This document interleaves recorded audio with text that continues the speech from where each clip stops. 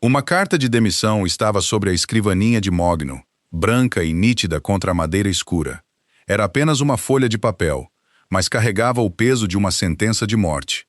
Ela fez as malas em silêncio, achando que podia simplesmente ir embora de um homem que era dono de metade da cidade.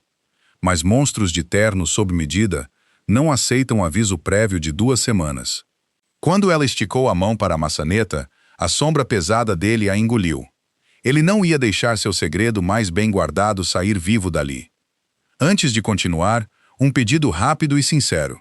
Se essa história já está prendendo sua atenção, aperte o botão de hype em forma de estrela logo abaixo do vídeo e se inscreva no canal. É rapidinho e ajuda demais a gente a continuar trazendo essas histórias de máfia direto para você. Agora vamos voltar para Clara. O papel parecia mais pesado do que deveria. Gramatura alta, tom creme, profissional. Clara Bennett encarava o único parágrafo impresso em tinta preta e firme. Era uma demissão corporativa padrão. Efeito imediato. Sem explicações, sem desculpas, sem votos de boa sorte para o futuro do Sindicato Costa. Ela estava no centro do escritório de Gabriel Costa. Eram 6 e poucos da manhã. A cidade lá embaixo estava coberta por uma neblina cinzenta e úmida, do tipo que se agarrava aos prédios e abafava as sirenes na rua. O escritório tinha um cheiro leve de café expresso e da colônia cara de cedro que ele usava. Clara colocou o envelope bem no centro do porta-blocos de couro da escrivaninha dele. Alinhou as bordas perfeitamente com a costura do couro. Velhos hábitos custam a morrer. Por 4 anos, a vida dela tinha sido alinhar o mundo de Gabriel. Ela havia encoberto as irregularidades financeiras dele, administrado suas fachadas legítimas no mercado imobiliário e discretamente se livrado dos ternos, sob medida arruinados em desentendimentos de beco.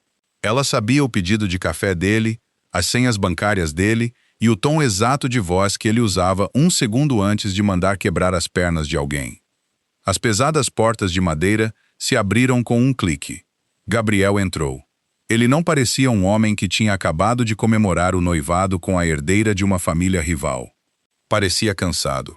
Vestia uma camisa branca impecável, o colarinho aberto, a gravata frouxa em volta do pescoço. Ele parou na porta, os olhos escuros fixos em Clara. Não parecia surpreso de vê-la ali àquela hora. Nunca ficava. "Você chegou cedo", disse Gabriel. A voz dele era um rugido baixo, cascalho sobre seda. Faltava o calor performático que ele usava em público. Com Clara, ele estava sempre despido até o osso. "Tenho muita coisa para resolver hoje", respondeu Clara. A voz dela se manteve firme. Ela tinha ensaiado esse momento no espelho do banheirinho de casa por 3 horas. Gabriel foi até atrás da mesa. Não sentou. Apoiou os nós dos dedos na borda da madeira, inclinando-se levemente para frente. O olhar dele caiu sobre o envelope cor de creme. Ele não tocou nele. Só ficou olhando, num silêncio longo. O zumbido do ar-condicionado parecia ensurdecedor naquele quarto quieto. "O que é isso?", perguntou ele. "É exatamente o que parece", disse Clara. Gabriel ergueu lentamente os olhos até encontrar os dela. Não havia raiva neles. Isso era a parte aterrorizante. Gabriel Costa só ficava com raiva quando estava perdendo o controle. Naquele momento, parecia um homem tentando resolver um quebra-cabeça particularmente chato. "Você não faz papelada, Clara. Não com a gente", disse ele, batendo um dedo longo no envelope. "Se você precisa de folga, você tira. Se precisa de dinheiro, você pede." "É uma demissão, Gabriel." Ela usou o primeiro nome dele. Raramente fazia isso no escritório. Soou estranho na língua, afiado e proibido. "Estou saindo." Ele finalmente pegou o envelope. Não abriu. Segurou entre o polegar e o indicador, testando o peso. "Saindo", ele repetiu. A palavra soou estrangeira na boca dele. "Ninguém sai desse negócio. Você sabe disso melhor do que ninguém." "Eu não sou ninguém. Sou sua assistente executiva. Meu contrato vence no fim do mês. Estou escolhendo não renovar." Gabriel soltou uma respiração curta e sem humor que quase parecia riso. Jogou o envelope de volta na mesa. "Um contrato. Você acha que um papel assinado há 4 anos é o que te prende a mim?" "Eu acho", disse Clara, dando um passo para trás, colocando distância entre ela e a mesa. Que você vai se casar em 6 meses com Isabela Marino. Acho que sua família está se fundindo com a dela. Acho que você não precisa mais de uma consertadora de problemas. Você precisa de uma esposa, de uma equipe de relações públicas e de uma página em branco. Eu não caibo numa página em branco. Gabriel a observou. Notou o passo para trás. Notou o jeito que ela apertava a bolsa contra o corpo como um escudo. Meu casamento com Isabela é uma transação. É terra, são rotas de transporte, é paz na Zona Sul. Eu sei o que é. Fui eu que redigi o acordo pré-nupcial. Clara rebateu, a amargura escapando pela armadura cuidadosamente construída. Ela se xingou por isso internamente. Queria ficar fria. Sei exatamente o que é. E sei o que eu sou. Sou a mulher que limpa a bagunça para você poder voltar para casa e encontrar ela. Não vou fazer isso mais. Gabriel contornou a mesa. Movia-se com uma graça pesada e fluida. Clara manteve o chão, se forçando a não recuar mais. Ele parou a um passo de distância. De perto, ela conseguia ver a sombra fraca de exaustão sob os olhos dele. Você está exatamente onde pertence, disse Gabriel baixinho. Bem aqui, administrando o caos. Estou dando aviso prévio de 2 semanas, cortesia corporativa padrão. Gabriel esticou a mão. Não agarrou o braço dela nem o pescoço. Pegou gentilmente a alça da bolsa, os dedos roçando os nós dos dedos dela.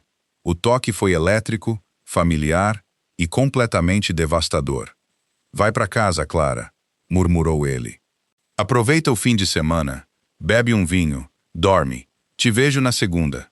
Ele passou por ela, indo em direção ao bar particular no canto. Estava dispensando-a. Não era uma negociação. Era uma ordem. Clara se virou e foi para a porta. Não olhou para trás. Tinha feito a parte dela. Tinha dado o aviso. Não importava se ele aceitava ou não. Até segunda, ela estaria longe. A decisão não tinha nascido de um coração partido repentino. Clara não era ingênua o suficiente para isso. Ela passara os últimos 4 anos plenamente ciente do que era para Gabriel. Era uma utilidade valiosa, profundamente confiável e, ocasionalmente, íntima. A fratura tinha acontecido 12 horas antes, no salão de festas do Copacabana Palace. A festa de noivado era uma aula magistral de crime organizado se passando por alta sociedade. O salão estava coberto de lustres de cristal e orquídeas brancas importadas. Homens que mandavam matar antes do café da manhã usavam smokings de 50 mil reais, rindo com políticos que tinham comprado uma década antes. Clara ficou perto dos fundos, se misturando às sombras junto às portas de serviço. Usava um vestido preto simples, sem adornos. O trabalho dela era observar, garantir que os irmãos Marino não bebessem demais e começassem uma briga. Garantir que o prefeito fosse fotografado apertando a mão do tio de Gabriel, mas não a do braço direito dele. E então ela viu Gabriel. Ele estava no centro do salão, recebendo cumprimentos. Isabela Marino estava pendurada no braço dele. Ela era bonita de um jeito previsível e cuidadosamente construído. Pele impecável, cabelo escuro em cascata, um vestido que custava mais do que o salário anual de Clara. Isabela olhava para Gabriel com uma mistura de posse e triunfo. Clara viu Gabriel se inclinar e sussurrar algo no ouvido de Isabela. Isabela riu, jogando a cabeça para trás, a mão apoiada no peito dele. Gabriel sorriu. Não era o sorriso verdadeiro dele, aquele que chegava aos cantos dos olhos quando ele se divertia de verdade com algo que Clara dizia numa sessão de trabalho tarde da noite. Era o sorriso público, calculado, oco, mas eficiente. Naquele momento, Clara sentiu um nó frio e duro se formar no estômago. Não era ciúme. Ciúme implicaria que ela achava que tinha algum direito sobre ele. Não tinha. O que ela sentia era uma percepção profunda e sufocante da própria obsolescência. Mais tarde, naquela noite, a festa tinha mudado de ritmo. A geração mais velha se recolheu e a turma mais jovem subiu para as suítes particulares. Clara tinha se refugiado num nicho tranquilo perto do corredor principal para checar o perímetro de segurança no tablet. Ela não tinha ouvido Gabriel se aproximar até o cheiro de cedro e uísque a envolver. Está se escondendo, disse ele. Clara manteve os olhos na tela. Estou monitorando as saídas. O Paulinho Marino está bêbado E discutindo com a menina do chapelaria. Já chamei a segurança. Gabriel esticou a mão e fechou a capa do tablet. A tela apagou. O corredor estava mal iluminado, só com o brilho quente das luminárias de parede. Ele entrou no espaço pessoal dela, encurralando-a contra o papel de parede aveludado. "Olha para mim", ele ordenou, suave. Clara ergueu os olhos. Ele parecia exausto. A máscara estava escorregando. Ele levantou a mão e ajeitou uma mecha de cabelo solta atrás da orelha dela. Os nós dos dedos roçaram a linha do maxilar. "Diz que essa noite está quase acabando", murmurou ele, apoiando a testa na parede logo acima do ombro dela. "Foi um sucesso", respondeu Clara, mantendo o tom firme. "As famílias estão felizes. A imprensa conseguiu as fotos que precisava. Você fez seu papel perfeitamente." Gabriel se afastou um pouco, os olhos escuros vasculhando o rosto dela. Estava procurando uma rachadura, um sinal da devoção emocional que ele estava tão acostumado a receber dela. "Eu não ligo para as famílias agora. Estou perguntando para você." "Estou bem, Gabriel. Você está linda", disse ele. Não era um elogio. Era uma constatação de fato entregue com um suspiro pesado, como se a aparência dela fosse só mais um problema para ele administrar. Ele se inclinou, os lábios roçando a pele sensível abaixo da orelha dela. "Vem para a cobertura mais tarde, depois que eu fizer o show para Isabela e mandar ela para casa. Me espera." Por 3 anos, esse tinha sido o acordo. As horas roubadas entre a violência e os negócios, os momentos quietos em que ele não pertencia a ninguém além de si mesmo e, por extensão, a ela. Mas parada ali no corredor, ouvindo o baixo abafado da música e a risada da futura esposa dele no fim do corredor, as palavras tiveram gosto de cinzas. "Não posso hoje", disse Clara, dando um passo de lado, escapando debaixo da presença imponente dele. "Tenho preparação antecipada para a reunião do conselho." Gabriel franziu a testa. Um lampejo genuíno de confusão cruzou o rosto dele. Não estava acostumado a ser negado. "Clara." "Boa noite, Sr. Costa. Parabéns pelo noivado." Ela foi embora. Sentiu os olhos dele queimando nas costas a cada passo pelo corredor carpetado. Não foi para a cobertura. Foi para o próprio apartamento. Tirou uma bolsa de viagem resistente debaixo da cama e começou a fazer as malas. Ela não ia ser a amante nas sombras enquanto ele construía uma dinastia à luz do dia. Tinha orgulho demais para isso. E ele tinha poder demais. Se ela ficasse, ele a consumiria por completo, deixando só uma casca de mulher que vivia e morria pela agenda dele. Ela tinha redigido a carta de demissão às 4 da manhã de sexta-feira. Clara se movia pelo apartamento com eficiência mecânica. Tinha 48 horas antes que Gabriel percebesse que ela não voltaria na segunda. Quando ele juntasse as peças, ela precisava estar completamente irrastreável. Tinha um celular pré-pago, 3 identidades falsas guardadas ao longo dos anos para emergências do trabalho e uma reserva de dinheiro em espécie escondida dentro de uma enciclopédia oca na estante. Eram 120 mil reais, o suficiente para desaparecer, se reestabelecer numa cidade europeia de porte médio e nunca mais olhar para uma planilha. Ela fechou o zíper da bolsa. Olhou em volta do apartamento pequeno e estéril. Nunca tinha se dado ao trabalho de decorá-lo ao longo dos anos. Era só um lugar para dormir entre os plantões do sindicato. Não tinha nada ali para sentir falta. Pegou o notebook para fazer uma última varredura no rastro digital. Precisava transferir uma pequena rescisão legítima da conta corrente principal para uma offshore só para cobrir despesas de viagem imediatas, sem mexer no dinheiro vivo ainda. Entrou no portal do banco. Erro. Conta suspensa. Entre em contato com o gerente da sua agência. Clara parou de respirar por uma fração de segundo. Clicou em atualizar. O texto vermelho continuou lá, brilhando. Um suor frio se espalhou pelo pescoço dela. Ela abriu rapidamente outra aba e entrou na conta secundária, num banco diferente. Erro. Acesso negado. Alerta de fraude acionado. Os dedos dela voaram pelo teclado. Checou os cartões de crédito. Bloqueados. Entrou no portal da companhia aérea para confirmar o voo das 9 da noite, saindo de Guarulhos para Lisboa. Reserva cancelada. Clara encarou a tela. A dor surda no peito se transformou numa pane frenética e latejante. Ela se levantou, derrubando a cadeira para trás. Bateu no piso de madeira com um estalo alto. Ela não era boba. Sabia que Gabriel tinha alcance.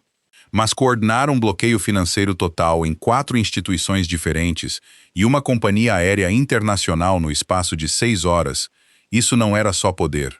Era obsessão focada e calculada. Ela pegou a bolsa de viagem, o dinheiro. Ainda tinha o dinheiro. Podia pegar um ônibus, um trem, qualquer coisa que não exigisse verificação digital. Passou a alça pesada pelo ombro e foi em direção à porta da frente. Esticou a mão para a tranca. Antes que os dedos dela tocassem o latão, ela ouviu o clique pesado e característico de uma chave girando na fechadura por fora. Clara congelou. Deu um passo para trás enquanto a porta se abria. Gabriel estava na entrada. Tinha tirado o paletó e a gravata. Usava só a camisa branca abotoada, as mangas dobradas até os antebraços, revelando a tinta escura das tatuagens do sindicato enrolando nos pulsos dele. Segurava uma chavezinha prata na mão. A chave reserva dela, aquela que ficava guardada num cofre seguro no escritório para emergências. Ele entrou e fechou a porta atrás de si. O clique da fechadura ecoando no apartamento silencioso soou como um cofre se fechando. Gabriel olhou para ela. Olhou para a bolsa pesada atravessada no peito dela. Olhou para a cadeira virada perto da mesa. Ele não parecia com raiva. Parecia profundamente decepcionado. "Aonde você vai, Clara?" perguntou ele. A voz dele estava suave, razoável e aterrorizante. "Você congelou minhas contas", disse ela, a voz tremendo levemente apesar do esforço. "Você cancelou meu voo. Você tentou fugir", ele corrigiu gentilmente, entrando mais no ambiente. Jogou a chave reserva na bancada da cozinha. Ela caiu com um estalo seco. "Depois que eu falei claramente para você aproveitar o fim de semana e descansar, você decidiu fazer as malas e reservar um voo para Londres com um nome falso. Como você soube?" "Eu sei de tudo", disse Gabriel, simples. "Sei dos 120 mil no livro Oco. Sei do celular pré-pago no bolso do seu casaco. Fui eu que construí a infraestrutura de segurança que você usou para esconder as coisas. Clara, você achou mesmo que podia se esconder de mim usando minhas próprias ferramentas?" Clara largou a bolsa. Ela caiu no chão com um baque pesado. "Me deixa ir, Gabriel. Você tem sua fusão. Tem a Isabela. Te dei 4 anos da minha vida. Te dei tudo. Estamos quites." Gabriel parou a poucos passos dela. A exaustão da manhã tinha sumido, substituída por um foco predatório e frio. Ele esticou a mão e segurou o queixo dela, o aperto firme, mas sem machucar. Inclinou o rosto dela para cima, forçando-a a olhar nos olhos dele. "Kits", ele repetiu, a palavra pingando veneno silencioso. "Você acha que isso é um livro-caixa? Acha que pode fechar as contas e ir embora de mim?" "Eu não pertenço mais aqui", Clara sussurrou, odiando o jeito que a voz falhou. Odiando o jeito que o corpo atraía, se inclinando para o toque dele mesmo agora. O polegar de Gabriel acariciou a bochecha dela, um gesto tão terno que parecia violentamente fora de lugar. "Você não decide onde pertence, não mais." Ele deu um passo mais perto, o peito roçando dela, empurrando-a devagar contra a parede. "Isabela é negócio, um nome num contrato para manter a paz. Você sabe disso." "Não me importa", Clara revidou, finalmente encontrando a raiva. "Não me importa se ela é uma santa ou um acordo de negócios. Eu não vou ficar nas sombras limpando o sangue das suas mãos enquanto você brinca de casinha com uma princesa da máfia." Os olhos de Gabriel escureceram. A fachada calma rachou, revelando a violência crua e possessiva por baixo. Ele a pressionou contra a parede, cercando-a, garantindo que ela sentisse a diferença física entre os dois. "Você acha que eu vou deixar você sair por essa porta?" A voz de Gabriel caiu num sussurro rouco, o rosto a centímetros do dela. "Você sabe onde os corpos estão enterrados, Clara? Porque foi você quem me deu a pá. Acha que eu vou deixar você pegar um voo para Londres e desaparecer? Então me mata", ela desafiou, encarando-o, o coração martelando contra as costelas. "Porque é a única forma de eu ficar." Gabriel riu, um som escuro e sem fôlego que não continha humor nenhum. Apoiou a testa na dela. Eu não vou te matar, Clara. E você não vai embora. Ele moveu uma das mãos até o pulso do pescoço dela, sentindo o ritmo frenético e apavorado das batidas do coração dela. Você não vai embora, disse o chefe da máfia, a definitividade no tom ecoando como um martelo batendo na madeira. Você é minha. O contrato nunca teve data de validade. Você só vai ter que aprender a compartilhar o mundo que eu tô construindo, ou eu vou te trancar numa gaiola tão alta que ninguém nunca vai te achar. Ele deu um passo para trás, ajeitando os punhos da camisa com uma naturalidade aterrorizante. Desfaz a mala. Temos um jantar para ir. O vestido que ele tinha deixado esperando por ela era de seda azul meia-noite. Não era um vestido que uma assistente usava para um jantar de negócios. Era o tipo de peça feita para atrair olhares e silenciar conversas. Clara deixou ele sobre a cama, na cobertura dele, por 20 minutos, sentada na poltrona de veludo perto da janela, encarando o horizonte de São Paulo. Ela pesou as opções. Podia se recusar a vestir. Gabriel provavelmente cancelaria o jantar, a manteria trancada naquele quarto e deixaria o silêncio resultante sufocá-la. Ou podia jogar a mão que tinha recebido, observar o tabuleiro e procurar uma vulnerabilidade. Clara se levantou, desabotoou o blazer cinza prático. Ela era uma consertadora de problemas. Não dá para consertar nada de fora do jogo. Tinha que estar na sala. Quando ela entrou no elevador particular 1 hora depois, Gabriel estava esperando. Vestia um terno cinza chumbo cortado tão precisamente que parecia armadura. Os olhos dele percorreram o corpo dela, absorvendo o jeito que a seda se colava ao corpo, o coque severo do cabelo, a ausência total de joias. Ele parecia satisfeito. Era um olhar de posse, e deixou o estômago de Clara revirar. Você está exatamente como deveria estar, disse Gabriel, as portas do elevador se fechando, selando os dois numa caixa de madeira endecida. Como uma refém? Perguntou Clara. Ela não olhou para ele. Observou os números dos andares descendo no visor de latão. Como alguém que pertence à mesa. O jantar era num clube particular nos Jardins, um lugar sem placa alguma, onde a associação exigia riqueza de gerações e uma falta profunda de moral. Passaram pelo salão principal e foram levados até uma adega particular nos fundos. Isabela Marino já estava lá. Sentava na cabeceira de uma longa mesa de carvalho, bebendo um vinho branco pálido. Ao lado dela, o irmão mais velho, Léo.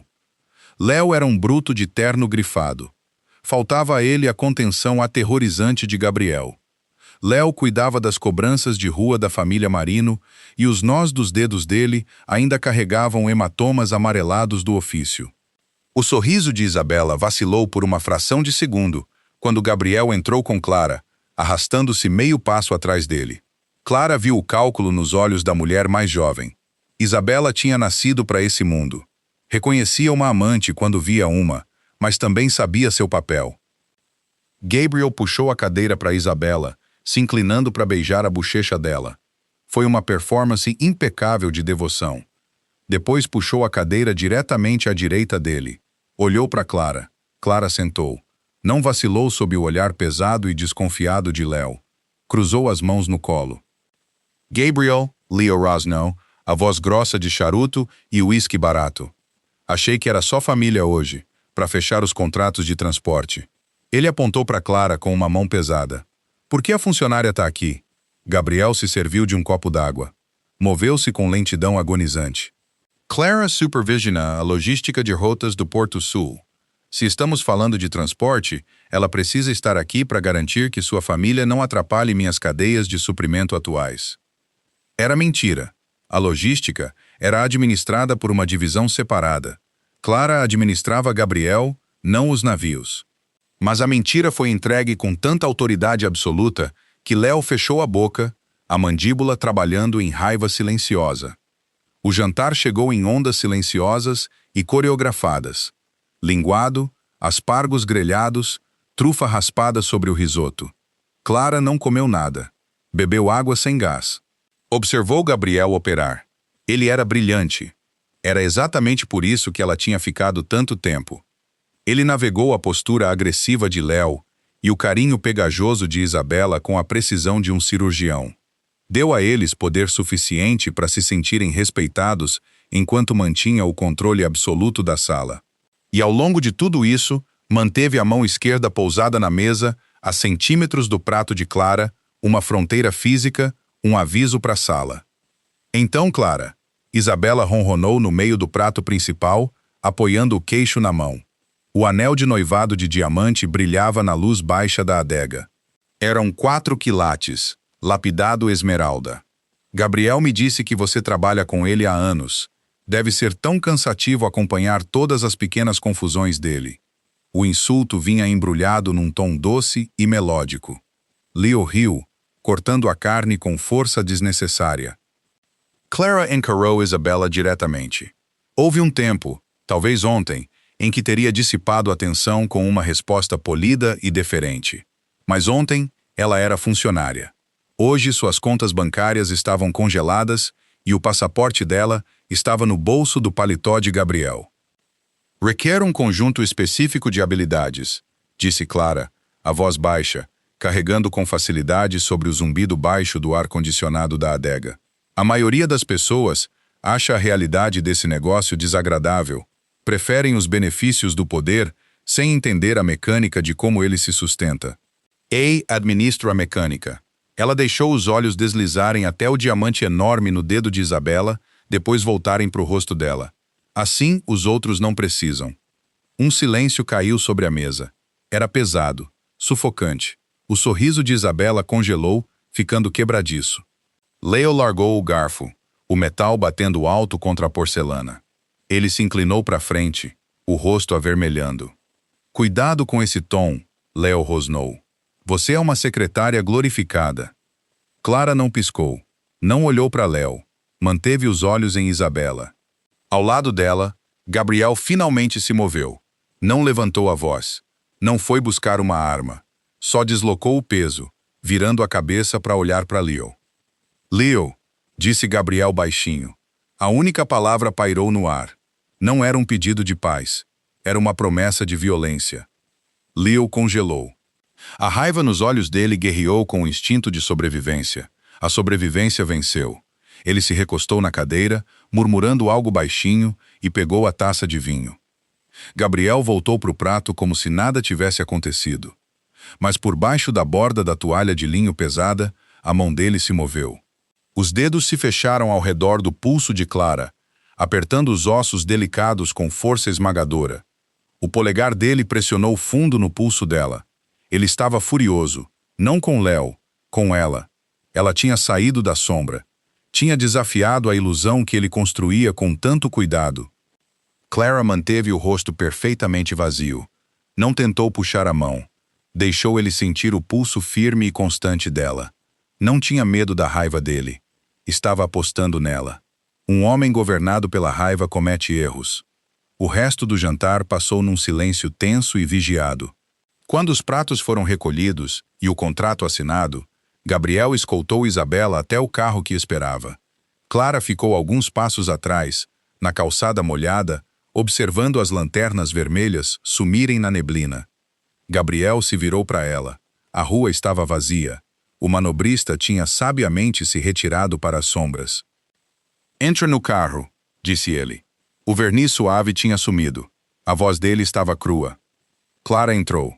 A armadilha estava armada. Agora ela só precisava esperar para ela disparar. Eles não voltaram para a cobertura principal de Gabriel. O SUV preto serpenteou pela cidade, cruzando o rio Pinheiros, afastando-se dos arranha-céus brilhantes do centro financeiro e entrando num bairro mais antigo, mais rico e mais silencioso. O motorista entrou numa garagem subterrânea, protegida por portões de aço reforçado. Clara catalogou a rota. 3 curvas fora da via principal, 2 postos de segurança privada. Gabriel ficou completamente calado durante todo o trajeto de 30 minutos. Olhava pela janela escurecida, uma silhueta escura contra as luzes da rua que passavam. O elevador abria direto num apartamento moderno e amplo. Era uma fortaleza disfarçada de matéria de revista de arquitetura. Janelas do chão ao teto ofereciam uma vista panorâmica da cidade, escura e agitada sob o céu noturno. Os móveis eram minimalistas, caros e frios. Não havia toques pessoais, nenhuma fotografia, nenhum livro. Onde a gente está? Perguntou Clara, deixando a bolsinha cair sobre uma bancada maciça de mármore na cozinha. Uma propriedade secundária sob uma holding, disse Gabriel, tirando o paletó e jogando-o sobre o encosto de uma cadeira. Afrouxou a gravata e desabotoou os 2 primeiros botões da camisa. Parecia exausto de novo, a adrenalina do jantar passando, deixando para trás uma realidade sombria. Eu administro suas holdings, Clara apontou, cruzando os braços sobre o peito, sentindo o frio repentino no vestido de seda fino. Todas as 52. Essa não está nos livros. Está num conjunto de livros diferente, ele respondeu, indo até um bar escondido e servindo 2 dedos de líquido âmbar num copo de cristal pesado. Não ofereceu um a ela. Tem coisas que eu mantenho isoladas até de você. Clara soltou uma risada seca e amarga. Claro? Então isso é o quê? Uma casa segura? Um esconderijo? Onde você guarda as abraçadeiras plásticas e a lona? Gabriel parou. Virou-se devagar, o copo suspenso no ar. O olhar que ele deu a ela era tão profundamente sombrio que fez a respiração de Clara travar na garganta. É uma casa, Clara, disse ele baixinho. Caminhou até ela, encurtando a distância até que ela pudesse sentir o cheiro do uísque e o gosto metálico fraco da chuva da cidade na roupa dele. Comprei há 2 anos, depois do atentado contra meu tio. Depois que você ficou 4 dias sem dormir limpando as consequências, garantindo que eu não fosse para a prisão federal. Comprei e coloquei num fundo cego porque sabia que, cedo ou tarde, as promessas de leito de morte do meu pai iam me alcançar. Sabia que ia ter que casar com uma Marino. Ele pousou o copo na bancada. Esticou a mão e tocou o braço dela. Clara não se afastou. Estava atônita demais com a confissão. Gabriel Costa não justificava as próprias ações. Ele ditava a realidade. Construí esse lugar para você, confessou ele, a voz caindo num murmúrio rouco. Um lugar onde o sindicato não existe, onde a família Marino não consegue chegar. É impenetrável. Você tem tudo o que precisa aqui. Clara o encarou, tentando compreender a escala completa do delírio dele. Você construiu uma jaula para mim. Eu construí um santuário para você. Um santuário que você pode trancar por fora. Ela contra-atacou, dando um passo para trás, quebrando o toque dele. O ar parecia rarefeito. Gabriel, se escuta. Você vai casar com Isabela. Vai fundir as famílias. Espera que eu viva nessa caixa de vidro, esperando você arrumar umas horas por semana para me visitar, para ser seu segredo, sua sombra. Eu espero que você sobreviva! Ela rugiu, a explosão súbita de som ecoando pelas paredes nuas. Bateu a mão espalmada no mármore. Você acha que o Léo Marino vai deixar minha confidente mais próxima simplesmente ir embora? Acha que eles não sabem que você guarda as chaves de toda a minha estrutura financeira? No segundo em que você sair da minha proteção, você vira um passivo. Vão te dar um tiro na cabeça só para ver se eu sangro. Eu sei desaparecer. Tinha tudo organizado. Seus planos foram amadores, Gabriel descartou, a raiva esfriando de volta para o cálculo gelado. Um celular pré-pago, um voo para Lisboa. Você teria sido rastreada antes de sair do espaço aéreo internacional.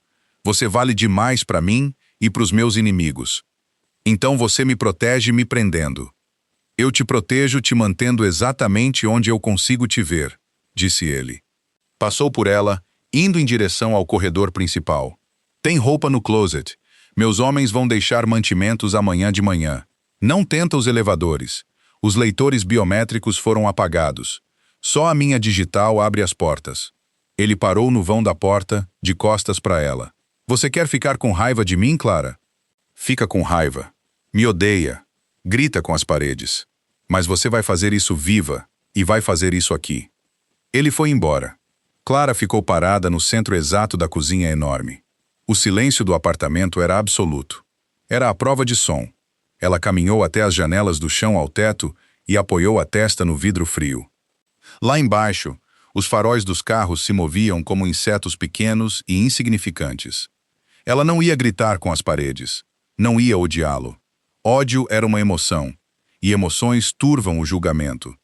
Ela ia incendiar o santuário dele até virar cinza. 72 horas. Foi o tempo que Clara ficou trancada no alto daquele prédio. O apartamento era exatamente como Gabriel tinha descrito. Impenetrável. As janelas eram de vidro reforçado, inquebráveis sem artilharia pesada. As portas tinham núcleo de aço maciço, seladas com fechaduras biométricas que não exigiam só a digital, mas o pulso. Não havia linha fixa. A rede Wi-Fi estava completamente bloqueada, restrita a uma internet fechada que oferecia só uma seleção curada de sites de notícias e serviços de streaming. Toda manhã, às 8, o elevador particular zumbia ao ligar. 2 homens de terno escuro saíam, não falavam. Colocavam 3 sacolas de mantimentos finos na bancada, recolhiam o lixo e iam embora. Gabriel não tinha voltado. Estava deixando ela remoer. Estava aplicando a tática de isolamento que usava com capos rivais que se recusavam a se curvar. Tirar a autonomia deles, remover o acesso à informação e esperar a fratura psicológica. Ele tinha esquecido um detalhe crucial. Clara tinha escrito o manual dessas táticas. Na manhã do 4º dia, Clara sentou na bancada da cozinha, uma xícara de café preto esfriando na sua frente. Vestia uma calça de moletom cinza macia e uma camiseta branca que tinha encontrado no closet principal. Parecia derrotada, o cabelo bagunçado, os ombros caídos. Quando as portas do elevador se abriram com um tilintar, ela não ergueu os olhos. Os 2 guardas saíram.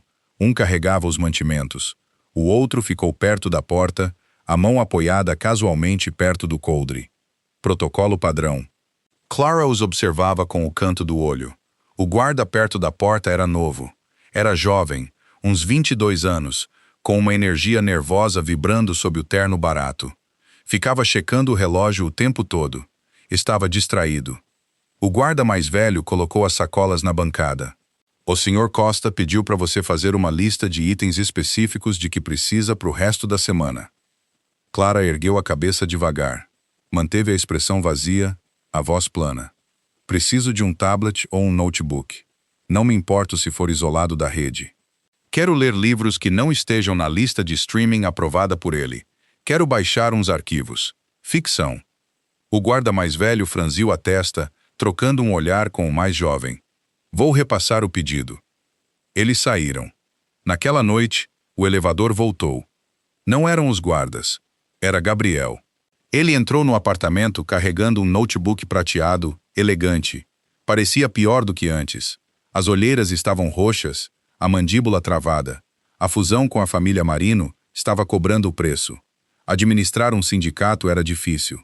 Administrar uma aliança construída sobre desconfiança mútua era um pesadelo. Ela foi até a bancada e pousou o notebook. É bem restrito, disse Gabriel, a voz sem calor nenhum. Sem servidores de e-mail externos, sem aplicativos de mensagem. Conecta numa VPN segura que passa direto pelo meu departamento de TI. Vão monitorar cada tecla que você digitar. Obrigada, disse Clara suavemente. Não se moveu na direção do aparelho, manteve a distância, interpretando o pássaro ferido. Gabriel a observou. Odiava vê-la assim, despida das arestas afiadas, mas a necessidade de controle superava a culpa. Trouxe uns arquivos, plantas arquitetônicas do novo projeto do cassino. Pensei que você ia querer algo para olhar. Você sempre gostou de achar as falhas nas plantas. Era um ramo de oliveira embrulhado em arame farpado. Ele estava oferecendo trabalho. Queria a mente dela, a utilidade dela, mesmo mantendo-a presa. Só deixa aí, ela murmurou. Gabriel hesitou, pairando perto da bancada. Por um segundo aterrorizante, Clara achou que ele fosse tentar tocá-la, mas ele recuou, a disciplina segurando firme. Virou-se e voltou para o elevador, as pesadas portas de aço se fechando atrás dele. No momento em que a fechadura travou, o jeito de Clara mudou. A postura caída sumiu da coluna dela. Os olhos afiaram. Ela foi até o notebook e abriu. Não foi direto ao trabalho. Passou as 5 horas seguintes navegando. Baixou PDFs de literatura clássica. Clicou em artigos da Wikipédia sobre arquitetura romana. Estabeleceu um padrão de comportamento entediado e sem rumo para os técnicos de TI que monitoravam o tráfego dela. Às 2 da manhã, ela abriu os arquivos arquitetônicos que Gabriel tinha fornecido. Gabriel era arrogante, mas não era burro. Não daria a ela acesso a operações sensíveis atuais. O projeto do cassino era coisa velha, uma fachada legítima já amplamente divulgada. As plantas eram arquivos CAD enormes, em alta resolução, centenas de megabytes cada, perfeitos para esconder uma carga digital. Clara conhecia a infraestrutura de TI do Sindicato Costa intimamente. Tinha contratado o arquiteto de segurança-chefe 3 anos antes. Conhecia os protocolos dele e, mais importante, conhecia os pontos cegos dele. Ele dependia muito de farejamento automático de pacotes para o tráfego de saída, procurando palavras-chave ou assinaturas criptografadas conhecidas. Raramente fazia varreduras manuais em arquivos estáticos grandes, sendo enviados de volta para os servidores internos. Ela abriu um editor de texto básico. Não escreveu um e-mail. Não tentou invadir o firewall. Escreveu um script. Era um pedaço de código simples e elegante. Não roubava dados. Só criava uma porta dos fundos microscópica no túnel da VPN, forçando-a a duplicar uma fração do tráfego para um servidor secreto que Clara tinha montado anos antes para emergências. Um servidor completamente separado das contas bancárias congeladas e da identidade queimada dela. Ela embutiu o script nos metadados do maior arquivo de planta arquitetônica. Levou 3 horas para codificar manualmente, tecla por tecla, enterrando fundo nos dados de pixel da imagem, longe dos monitores de TI. Ia parecer apenas que ela estava dando zoom para dentro e para fora da planta, fazendo modificações padrão. Às 6 da manhã, ela salvou o arquivo. Na próxima vez que Gabriel entrasse na rede compartilhada para revisar o trabalho dela, o script se prenderia às credenciais administrativas dele. Não daria a ela controle do império dele, mas daria olhos. Ela conseguiria ver as comunicações internas do Sindicato Costa. Mais importante, conseguiria ver as comunicações dele com a família Marino. Clara fechou o notebook e foi até a janela. O sol começava a nascer, pintando a água escura ao longe em riscas sangrentas de laranja e vermelho. Gabriel achava que ela era prisioneira dele. Achava que tinha cortado as mãos dela. Esquecia que Clara Bennett não precisava de mãos para desmontar um homem. Só precisava de informação.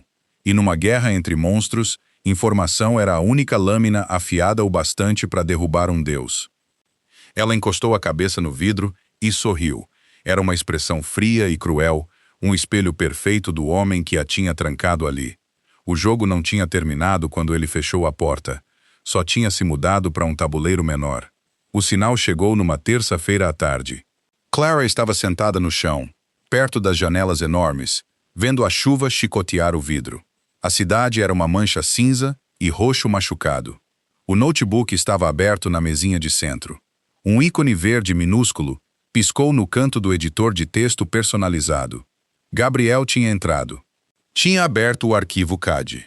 Clara foi até o sofá, puxando a máquina para o colo. O script executou perfeitamente. Uma linha de código driblou os farejadores de pacotes, estabelecendo um espelho unidirecional microscópico para os servidores internos da Costa. Não dava a ela controle administrativo, mas dava um feed somente leitura do diretório ativo de Gabriel. Linhas de texto começaram a rolar pela tela. Ela passou as 48 horas seguintes fazendo o que fazia de melhor. Minerou os dados. Ignorou as fachadas legítimas de negócios e filtrou a conversa operacional diária dos chefes de rua. Focou inteiramente nas comunicações envolvendo a família Marino. Era uma teia emaranhada de posturas e ameaças veladas, disfarçadas de planejamento logístico. A data do casamento estava marcada para outubro. As rotas de transporte estavam sendo integradas. No papel, era uma fusão impecável. Mas Clara não olhava para o papel, olhava para as lacunas. Ela cruzou os manifestos de carga com os horários de porto que os homens de Gabriel repassavam para Léo Marino. Léo cuidava do recebimento dos produtos de luxo importados que cobriam a carga menos palatável. Na quinta-feira de manhã, Clara achou a discrepância. Era uma variação sutil na tonelagem. 3 navios chegando de Salvador no último mês estavam registrados com um peso específico na saída. Quando atracavam em Santos, O peso registrado nos livros internos era 5% mais leve. A papelada da alfândega batia com o peso mais pesado, o que significava que Léo estava descarregando carga antes de passar pelos setores de inspeção principais, mantendo isso completamente fora dos livros de Gabriel. Ela cavou mais fundo nas comunicações particulares de Léo, rastreando uma série de pagamentos criptografados roteados por uma empresa de fachada nas Ilhas Cayman. Reconheceu os números de roteamento. Pertenciam a uma empresa de mercenários operando no leste europeu. Homens que não ligavam para a política do sindicato, só para as transferências bancárias. Léo não estava roubando dinheiro. Estava importando armas irrastreáveis e contratando músculo de fora. Estava planejando um golpe. Clara se recostou, esfregando os olhos ardidos. A luz azul da tela lançava sombras duras no rosto dela. Ela olhou para a data anexada ao último carregamento de armas. Na próxima sexta-feira, a noite da despedida de solteiro de Gabriel, um evento conjunto promovido por Léo, numa pousada de caça isolada no interior de Minas Gerais, um gesto de fraternidade. Gabriel estava caminhando para um matadouro. Clara fechou o notebook. O silêncio do apartamento pesava sobre ela. Tinha a vantagem nas mãos. Podia observar a contagem regressiva, esperar Léo assassinar Gabriel e depois usar o caos resultante para negociar a liberdade com quem quer que assumisse o território Costa. Ou podia reconhecer a falha fatal nesse plano. Se Gabriel morresse, as fechaduras biométricas dessa cobertura entrariam num bloqueio permanente. Ela morreria de fome nessa caixa de vidro antes que alguém pensasse em procurá-la. Além da lógica, havia uma verdade mais fria e pesada. Ela odiava Gabriel por tê-la trancado. Odiava a arrogância possessiva dele. Mas não queria ele morto. Queria vencê-lo. Queria que ele se afastasse e a visse sair pela porta. Às 10 da noite, o baque pesado dos mecanismos do elevador ecoou pelas paredes. Gabriel saiu. Parecia destroçado. A gravata tinha sumido, o paletó jogado sobre um ombro. Havia um corte fresco no maxilar, as bordas vermelhas e irritadas. Ele foi direto para o bar, serviu uma dose generosa de uísque e bebeu metade num único gole. Não a reconheceu imediatamente. Se apoiou pesadamente na bancada, olhando para o chão. O peso do império dele o esmagava. Era um homem tentando manter de pé um castelo de cartas em meio a um furacão. Clara se levantou, pegou o notebook, carregou até a ilha da cozinha e o virou para que a tela ficasse de frente para ele. "Você está sangrando", disse ela baixinho. Gabriel finalmente ergueu os olhos. Estavam injetados. Uma discordância com um distribuidor local. "Já resolvi." Ele olhou para o notebook. "Você está finalmente revisando as plantas do cassino?" "Não", disse Clara. "Estou revisando o plano de assassinato do Léo Marino contra você." Gabriel ficou perfeitamente parado. A exaustão pareceu evaporar, substituída instantaneamente pela tensão letal e enrolada de um predador. Pousou o copo. Não correu até a ilha. Deu passos lentos e medidos até parar diante dela, o balcão de mármore entre os dois. Olhou para a tela. Clara tinha aberto um painel resumo que tinha construído. Mostrava a tonelagem faltante, os números de roteamento da empresa de fachada e os contratos com a firma de mercenários. Ele leu a tela por um minuto longo e silencioso. "Como você conseguiu isso?" A voz dele era um monotom plano e assustador. "Você me deu um notebook", disse Clara, apoiando as mãos na borda do mármore, se recusando a recuar. "Você me deu acesso à sua rede. Achou que, porque restringiu os servidores de saída, eu não conseguiria construir uma janela por dentro para fora. Você me subestimou. Sempre subestima." A mandíbula de Gabriel travou. Ele olhou da tela para o rosto dela. "Você escondeu um script nos arquivos CAD. Esconde uma porta dos fundos nos metadados. Quando você abriu o arquivo no seu terminal principal, autorizou meu acesso. Estou lendo suas comunicações internas há 3 dias. Um músculo se contraiu na bochecha de Gabriel. Raiva guerreava com uma admiração escura e relutante. Ele esticou a mão para virar o notebook na direção dele, os dedos roçando as teclas enquanto ele percorria os dados brutos que ela tinha anexado como prova. "Ele está desviando artilharia pesada dos carregamentos de Salvador", murmurou Gabriel, montando as peças enquanto lia. Escondendo antes que a capitania registre o peso final. E ele contratou atiradores de fora, Clara acrescentou.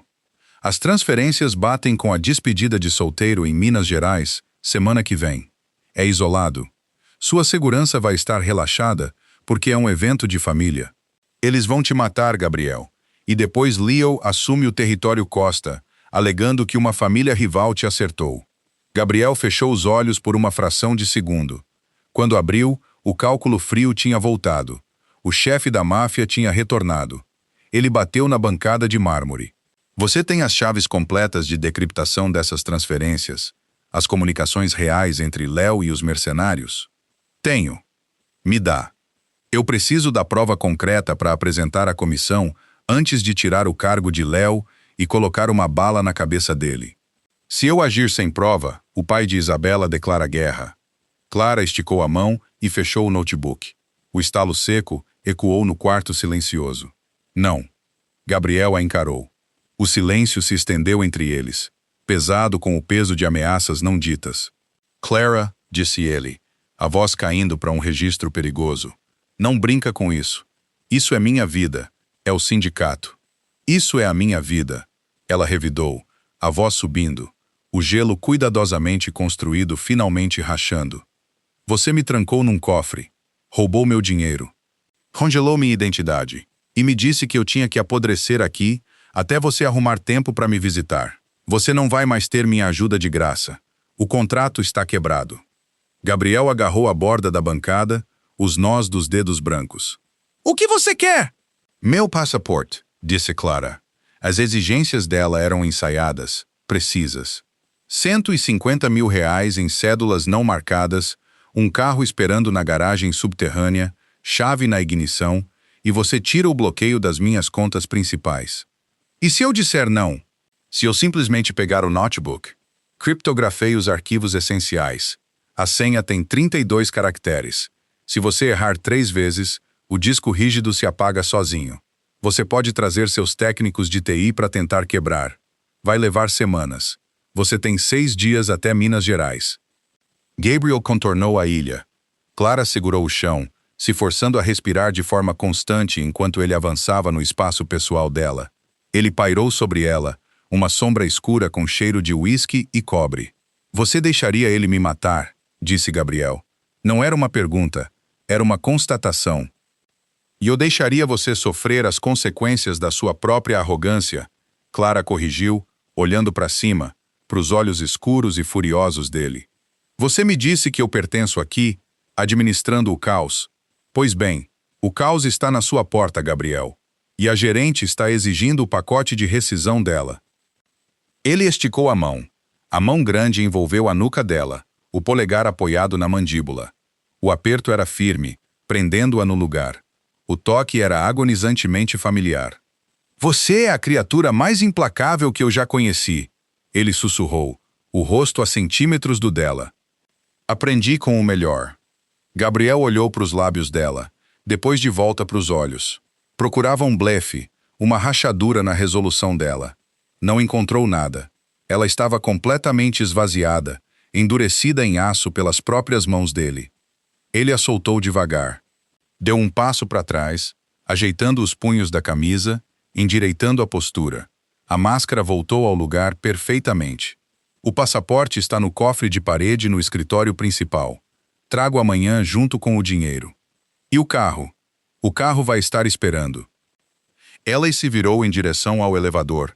Não olhou para trás enquanto entrava. Tenha as chaves de decriptação prontas até amanhã à noite, Clara. Ou eu não só vou trancar a porta quando sair. Vou soldar. 24 horas é muito tempo para ficar com uma arma carregada apontada, mesmo que digital. Clara passou a segunda-feira andando de um lado para o outro pelo perímetro da cobertura. As janelas do chão ao teto ofereciam uma vista de R$1 milhão de uma cidade que parecia completamente morta.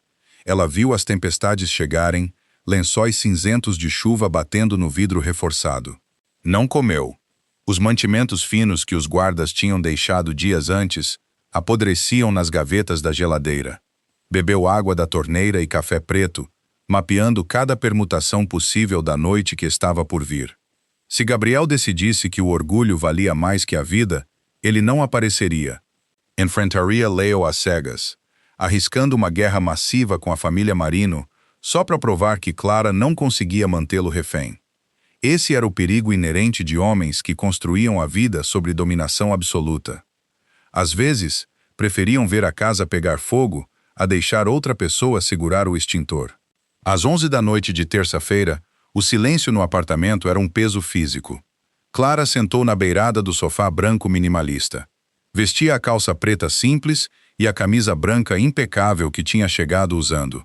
Parecia uma executiva. Precisava se sentir como uma. A armadura vinha de várias formas. A dela era lavada a seco e bem passada. Às 11h14 da noite exatas, o zumbido mecânico pesado do elevador particular vibrou pelo piso. Clara se levantou. Alisou uma ruga inexistente da calça. Regulou a respiração. Pelo nariz, 4 segundos. Pela boca, 6. As portas de aço se abriram. Gabriel entrou na cobertura. A pressão do ar no quarto mudou, sugada inteiramente para a órbita da presença dele.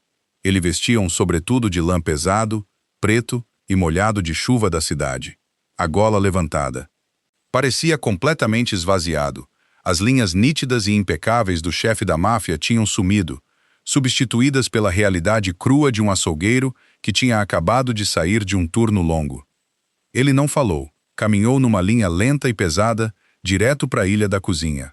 Do bolso fundo do casaco, tirou um envelope pardo grosso e bem lacrado e deixou cair no mármore frio.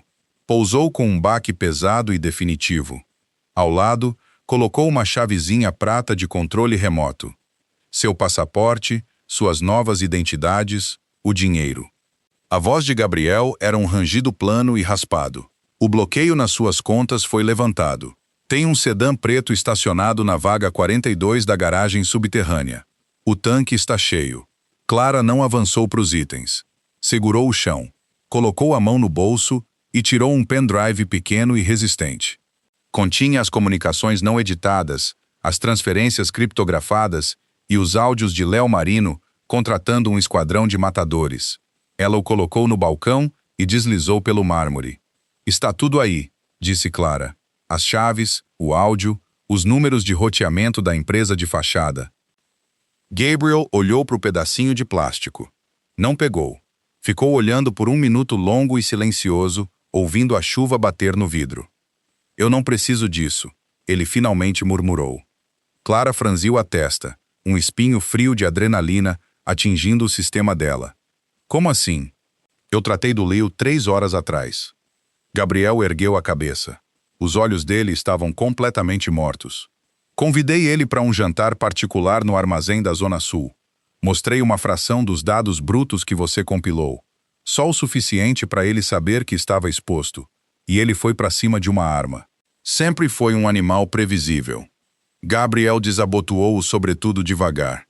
Enquanto a lã pesada se abria, Clara viu a mancha escura e molhada empapando o algodão branco impecável da camisa dele, logo acima das costelas. Ele percebeu o que ela tinha visto e balançou a cabeça, dispensando o assunto. Não é meu. Isabela está sendo sedada pelo médico particular dela agora. Está de luto pela perda súbita e trágica do irmão num assalto mal-sucedido. A fusão vai seguir mês que vem. O sindicato Costa continua seguro. Ele tinha se movido mais rápido do que ela calculou. Não tinha esperado pela prova concreta para levar a comissão. Tinha usado as descobertas iniciais dela para forçar um confronto violento, confiando na própria brutalidade para sobreviver a ele. Então por que você veio aqui? Clara perguntou, a voz se apertando. Por que trouxe o dinheiro? Se Leo está morto e a ameaça acabou, você podia ter simplesmente me deixado apodrecer aqui.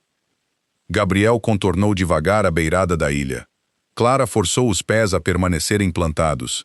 Não ia recuar. Ele parou a meros centímetros dela. De perto, ele tinha cheiro de chuva, cedro caro e o odor metálico inconfundível de violência. Porque eu vi o olhar do Léo antes de morrer, disse Gabriel, a voz caindo num sussurro rouco e íntimo. Ele achou que podia me enganar porque não entendia como o meu império funciona. Não entendia porque eu nunca deixei ninguém ver o motor. Ele esticou a mão. Clara se contraiu por dentro, mas se manteve completamente parada. Gabriel roçou a linha da bochecha dela gentilmente com os nós dos dedos. A pele dele estava gelada. Você é o motor, Clara, ele confessou, a admissão arrancada de algum lugar fundo e doloroso. Você construiu as próprias paredes atrás das quais eu me escondo. Você conhece cada fratura, cada fraqueza estrutural da minha vida. Eu te tranquei nessa caixa de vidro porque achei que estava protegendo meu ativo mais valioso. Mas você não é um ativo. Você é minha igual. O polegar dele roçou o canto da boca dela. Era um gesto agonizantemente terno de um homem cujas mãos eram feitas para a ruína. Você não pode enjaular um igual sem transformá-lo num inimigo, disse ele. Clara sentiu um aperto súbito e sufocante na garganta. Por 4 anos, tinha ansiado exatamente por esse reconhecimento. Tinha querido que ele a visse, de verdade a visse, não só como uma ferramenta, mas como uma parceira. Agora, ouvindo as palavras em voz alta, elas tinham gosto de cinzas. O preço dessa constatação tinha sido a liberdade dela, a segurança dela e qualquer confiança frágil que um dia existiu entre eles no escuro. Você é um monstro, Gabriel, Clara sussurrou. Não se afastou do toque dele. Deixou-se sentir o peso frio da mão dele uma última vez. Você mata, manipula e consome tudo que chega perto de você. Você é um buraco negro. Eu sou exatamente o que essa cidade exige que eu seja, ele respondeu, os olhos vasculhando os dela em busca de um perdão que sabia não merecer. Eu sei, disse Clara, mas isso não me exige. Ela deu um passo para trás, quebrando o contato. O ar frio correu para preencher o espaço entre eles. Foi até o balcão, pegou o envelope pardo e guardou a chavezinha prata no bolso. Pegou a bolsa de viagem pesada do chão, passando a alça pelo ombro. Doa na clavícula, um lembrete físico e ancorado da gravidade. Gabriel a observou. Não fez movimento algum para impedi-la. A fúria feroz e possessiva que o tinha levado a trancá-la naquela cobertura estava completamente apagada. Deixou para trás uma aceitação profunda e vazia. Ele era um rei parado num castelo deserto e vazio. Clara foi até o elevador. Apertou o botão de chamada. A máquina despertou. Ela se virou para olhar para ele uma última vez. Ele estava ali, silhueta contra as janelas escuras riscadas de chuva, uma figura solitária, engolida pelas sombras da própria criação. Adeus, Gabriel, disse Clara. A voz dela não tremeu. Gabriel não devolveu uma despedida. Simplesmente acenou, um movimento lento e pesado do queixo. Você estava certa sobre uma coisa, ele disse, bem quando as portas de aço começaram a se fechar. Você não cabe numa página em branco. Nunca coube. As portas se encontraram com um clique afiado e definitivo. O rosto dele sumiu. O elevador começou a longa descida. O zumbido baixo dos cabos parecia uma exalação contínua e arrastada. Clara ficou parada bem no centro da caixa metálica em descida. As mãos dela começaram a tremer. Uma reação atrasada e violenta à adrenalina, finalmente deixando o corpo. Ela apertou o envelope pardo contra o peito, sentindo a pilha grossa e rígida das cédulas e o papelão firme de um passaporte com o nome de uma estranha. Saiu para o estacionamento subterrâneo. O ar estava brutalmente frio e cheirava fortemente a gasolina e concreto úmido. Achou o sedã preto esperando na vaga 42. Destravou, jogou a bolsa no banco do carona e deslizou para o banco do motorista. O motor ronronou ao ligar, uma fera silenciosa e poderosa. Clara não olhou para o retrovisor enquanto navegava pelas rampas em espiral até a superfície. Ela entrou nas ruas desertas e molhadas de chuva de São Paulo. As luzes de neon dos lanchonetes noturnos e das lojas de conveniência sangravam em riscos coloridos pelo asfalto molhado. Ela dirigiu direto para a rodovia, deixando o horizonte imponente e brilhante da cidade para trás. Ela estava machucada, estava completamente exausta.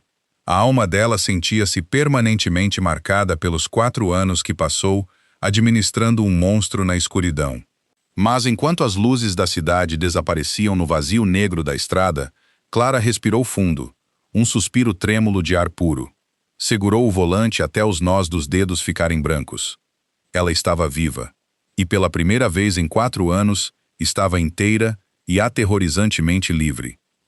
A gaiola foi quebrada, e a Clara finalmente está livre. Mas todos sabemos que homens como Gabriel Costa não simplesmente esquecem. Você acha que ele vai realmente deixar ela seguir em frente, ou isso é só a calmaria antes de uma tempestade bem mais escura? Deixa sua teoria nos comentários. Se esse jogo de xadrez tenso te prendeu do início ao fim, aperta o like, compartilha com um amigo que ama drama de máfia e não esquece de se inscrever para não perder nosso próximo mergulho no romance sombrio. Obrigada por ouvir e fica seguro nas sombras.